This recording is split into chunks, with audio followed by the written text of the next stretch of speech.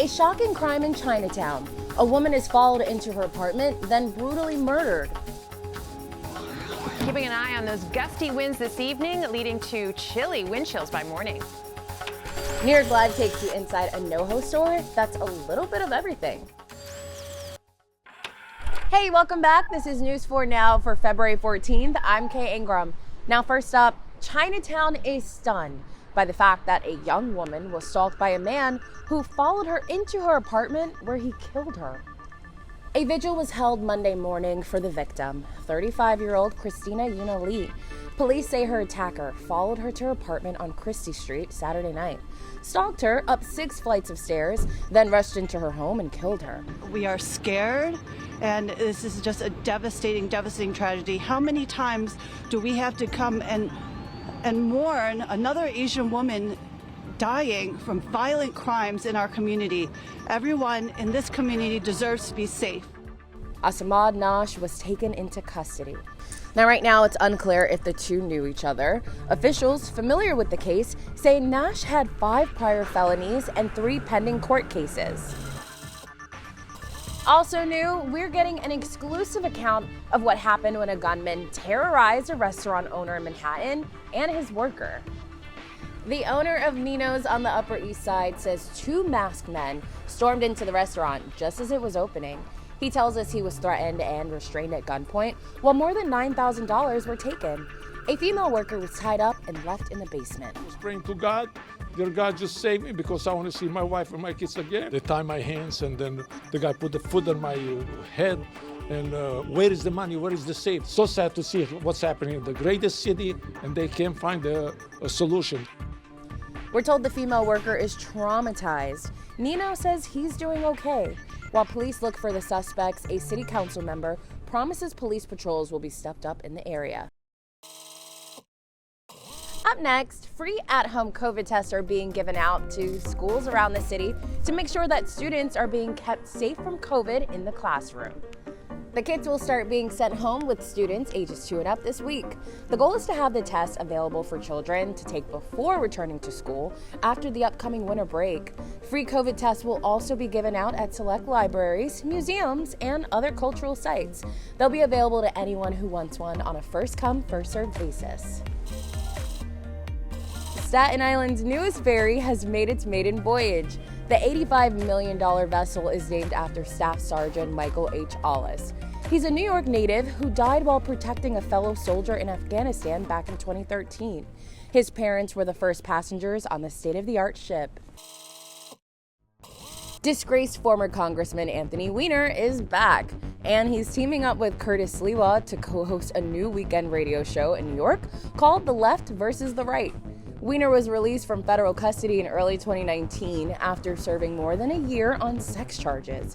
He most recently worked out of politics as CEO of a Brooklyn countertops company. Listen up, there is still time to score a great deal on that Broadway show you've been hoping to see. Broadway week was supposed to wrap up yesterday, but has been extended for 2 more weeks. 15 Broadway shows are taking part this year, including The Book of Mormon, Moulin Rouge, and more. Grab 2-for-1 tickets until February 27th.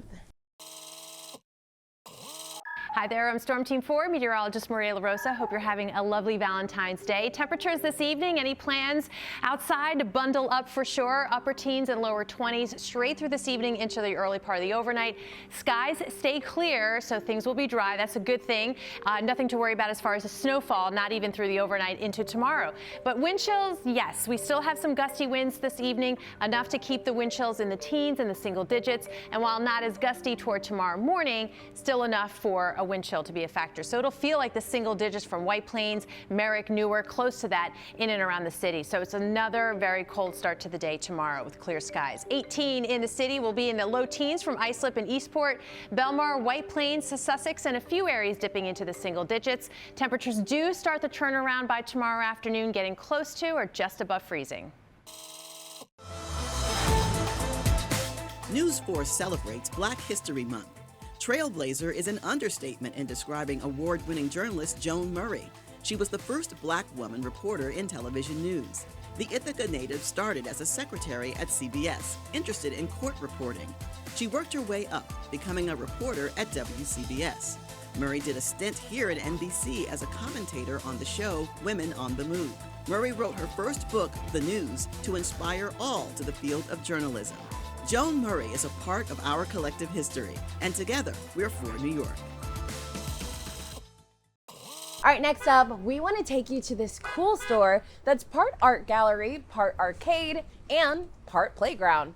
And of course, it is the ultimate shopping experience. New York Live is here to check out this dope spot in NoHo. Check it out. What does it take to be dubbed the most interesting store in the world? Well, we're going to find out today as I bring you inside Showfields on Bond Street.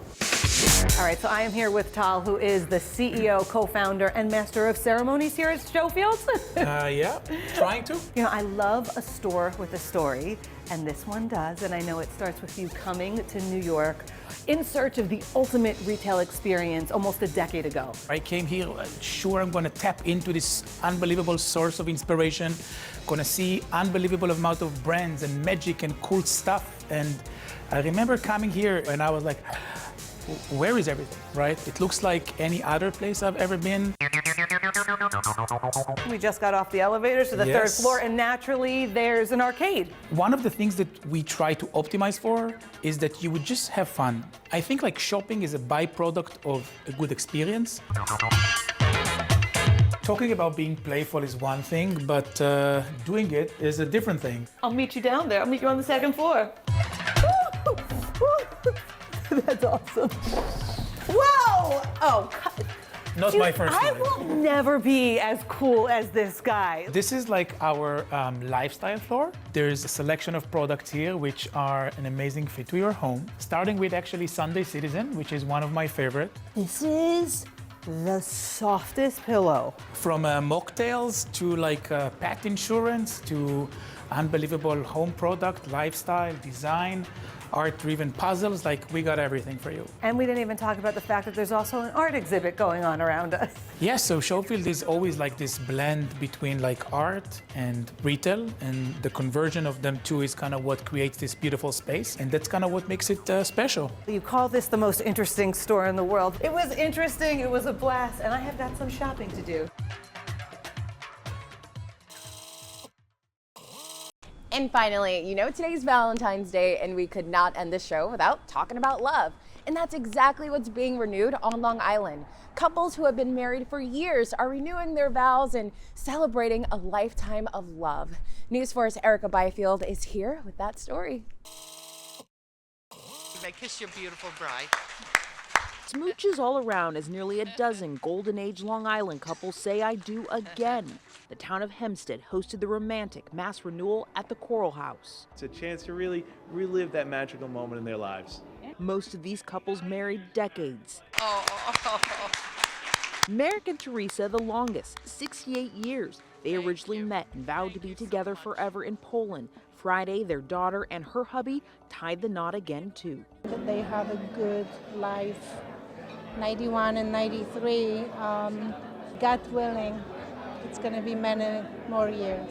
The stories of how they met are absolutely adorable. Let's take Mary and Andrew. She was just 14 years old at the time. She said she was sitting on a beach eating lunch when he walked up and simply said, "I'm hungry. Can I join you?" This photo 5 years later on their wedding day in 1963. It'll be 59 years, our anniversary is May, and we wanted to do this. It just was something special. Yep, it was. And I appreciate her. The devoted partners exchanged vows, a ceremony complete with flowers and balloons. Bishop Wilbert Ingram first took Gwen's hand 36 years ago. They had one renewal before, so this one is the icing on the cake. We take this so serious. So for us, this is really it's a priceless moment. Organizers say they pulled this together to remind us all in the era of COVID that anything is possible. And they're really setting the bar of what can be accomplished when you do it together.